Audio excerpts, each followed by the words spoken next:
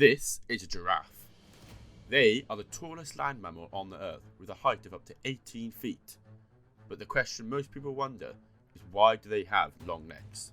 Most people have been taught giraffes have always had long necks, but they have been lied to.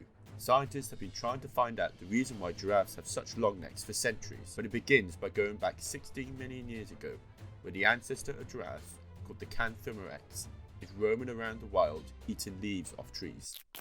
It was around this time where the evolution tree split into two distinctive branches. The first one, where the necks of these animals stayed the same and evolved into the present day animal we know as okapi. In the second branch, the necks of these animals got longer and evolved into the giraffe we know today. Scientists believe that there are two potential possibilities for the reason giraffes have long necks. The first one, and probably the most well known, is called natural selection, or survival of the fittest. This was our man Charles Darwin's main theory, and it probably went something like this. This is Gary. Before he became a giraffe, he was like all other animals his size, eating the lower leaves on the trees. However, more and more animals began eating the same leaves as Gary, and he was finding it harder and harder to find food. Gary was getting fed up with other animals eating all of his food, and so he changed something in his genes so that he had a slightly longer neck than other animals around him. He then passed on his genes to his children, who also had slightly longer necks, which were better equipped to survive the wilderness and grow up and have children of their own. Fast forward a few million years, and Gary's great-great-great-great-grandchildren have longer necks than all the other animals around them. This means that they can eat the leaves on the top of the trees where the other animals cannot reach. However, studies done on fossil remains in the 2000s have begun to disprove this argument made by Darwin, and there was in fact a different reason as to why giraffes have long necks. Giraffes, like most animals, fight each other for dominance, particularly the male giraffes.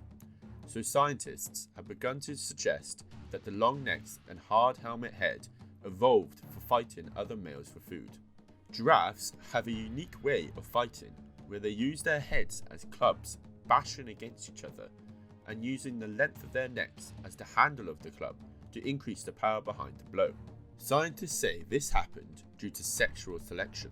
A paper written in 1996 by Robert Simmons and Lou Scheepers found that in a similar way to the first theory, the increase of competition of the food led to males fighting each other to gain an advantage. Females would then only want to mate with other giraffes who won these fights to give their children the best chance of survival.